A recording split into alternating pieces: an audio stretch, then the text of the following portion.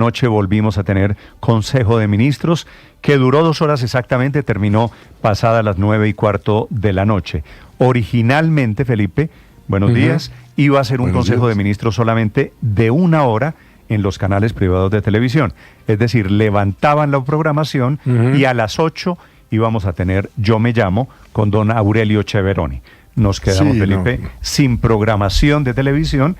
El presidente Petro otra vez divagando, disertando sobre lo divino y lo humano. El tema era, en teoría, energía y abastecimiento de energías en Colombia. A pesar de que habían dicho que solamente iba a ser 1 hora a través de los canales privados, Felipe, bueno, pero pasó derecho. Sí, derecho. Bueno, pero miren esto, del Consejo de Ministros de anoche, que pues por razones periodísticas nos toca, me perdonan la palabra, mamárnoslo, yo hubo varias cosas que no entendí. Primero, ¿para qué Petro dio la orden de acabar con la exploración de gas, pero regaña al presidente de Ecopetrol por no importarlo? Sí, segundo, pero entre otras cosas, yo no soy técnico. Entre paréntesis, Felipe, antes de que usted me diga su segundo.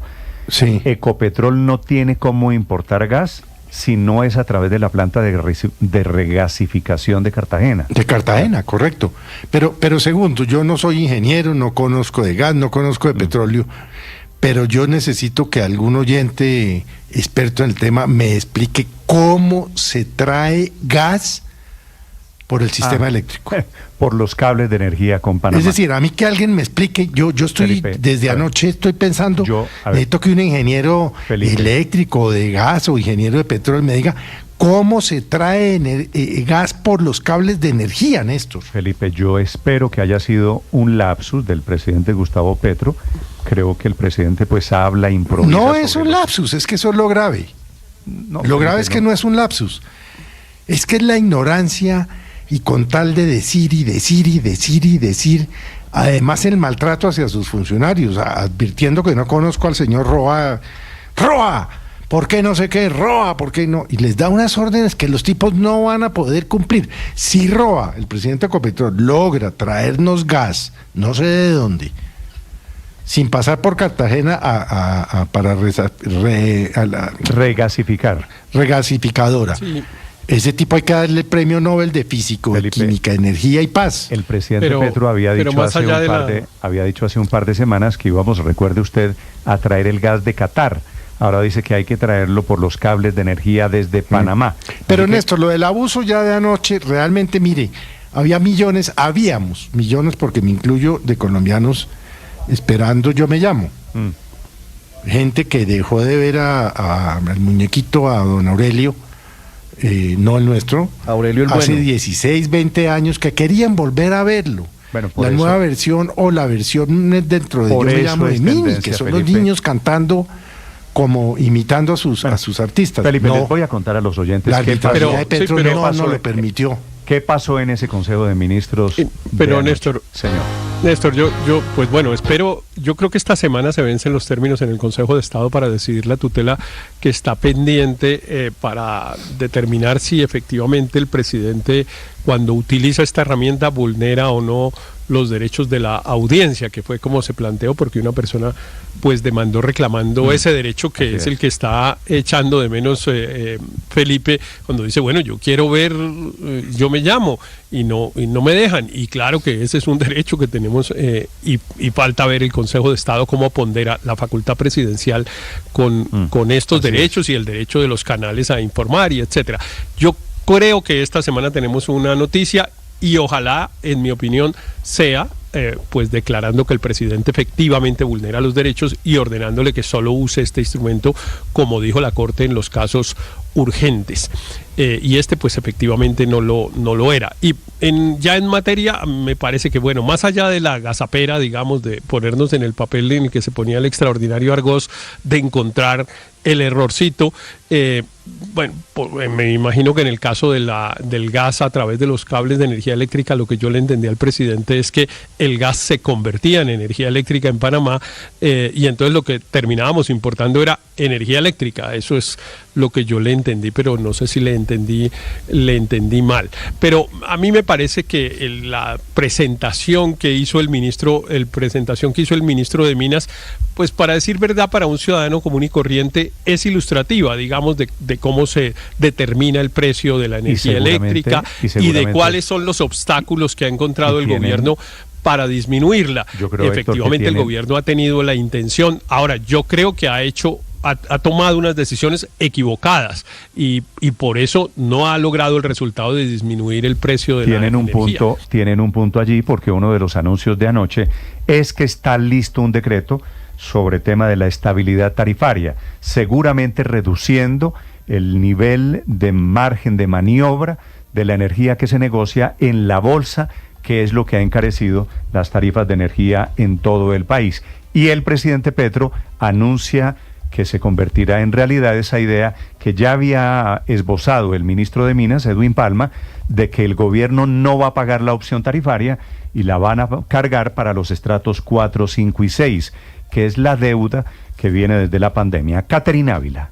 Néstor, buenos días. 2 horas duró el 6º Consejo de Ministros televisado del gobierno Petro y aunque la instrucción inicial era que pasada 1 hora la transmisión continuaría solo por canales públicos, se tomó otra decisión. Lo privado en el espectro va detrás de lo público. Si no, somos igual de neoliberales que los otros. Aunque el mandatario comenzó la sesión diciendo que solo hablaría de energía eléctrica, no vamos a hablar de otros temas. Energía eléctrica.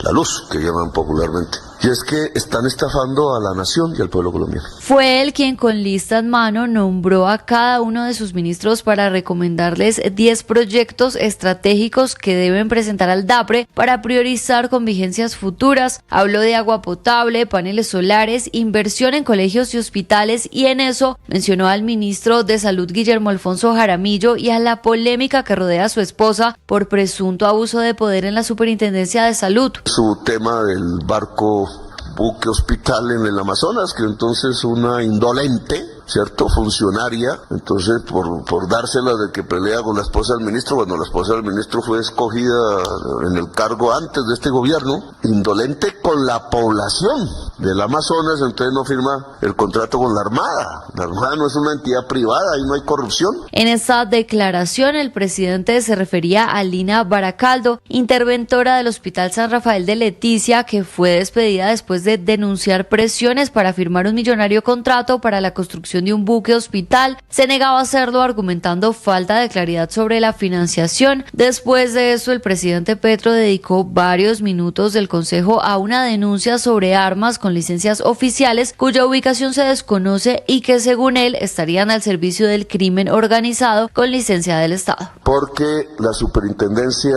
sigue construyendo paramilitarismo, nunca dejó de construirlo y siguen siendo armas oficiales las que ingresan a los grupos criminales con sello oficial y hombres armados con sello oficial de empresas privadas de seguridad y escolta que siguen siendo los escoltas de los grandes capos del crimen en Colombia. Hay 62.664 armas, de las que no se sabe dónde están ni quién las tiene. Armas oficiales, sin descartar que estén al servicio del crimen organizado. Y finalmente, después de un extenso comienzo, los ministros empezaron a discutir sobre las tarifas de energía. Tomó la palabra el ministro de Minas y Energía, Edwin Palma, quien se refirió a una propuesta para revisar el componente de comercialización de la estructura tarifaria. Unificar las empresas públicas que tenemos para que las empresas públicas puedan hacer unidas todas, tener mejor correlación de fuerza a la hora de negociar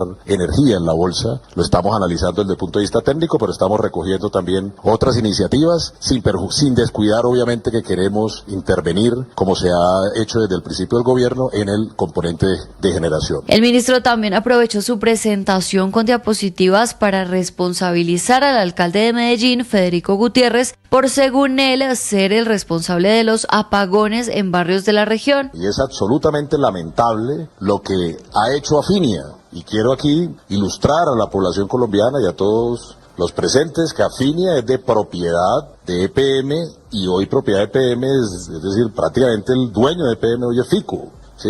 El alcalde líder de la oposición de este gobierno, que ha anunciado cortes y ha hecho cortes de energía a barrios completos. También hubo espacio para regaños del presidente Gustavo Petro al presidente de Ecopetrol, Ricardo Roa, a quien cuestionó porque Ecopetrol no está importando gas y le pidió disminuir la demanda de este. Hermano, no entiendo por qué Ecopetrol no está importando el gas. El simple hecho que Ecopetrol no importe el gas, como sí importa la gasolina, está generando este negociado con los colombianos. Y la orden que yo le doy al ministro de Minas es que mire a ver qué pasa en Ecopetrol y por qué no importa Ecopetrol el gas. El anuncio más importante de este consejo tiene que ver con la decisión del gobierno de reducir la exposición de la energía eléctrica en la bolsa. Porque es ahí donde se genera esto. Si reducimos el porcentaje, entonces esto ya no opera para la mayor parte de la energía eléctrica en Colombia, dado que las generadoras no quisieron adaptarse a la nueva fórmula tarifaria. Esta es una solución que viene de tiempo atrás. El Ministerio de Minas y Energía ya había dado a conocer el proyecto de decreto Lineamientos de Política Pública para garantizar la confiabilidad y la estabilidad tarifaria del servicio de energía eléctrica, con el que se señala que el gobierno reduciría el mercado de bolsa de energía del 20 al 5%. El presidente Gustavo Petro anoche reafirmó la orden de seguir adelante con esta iniciativa. El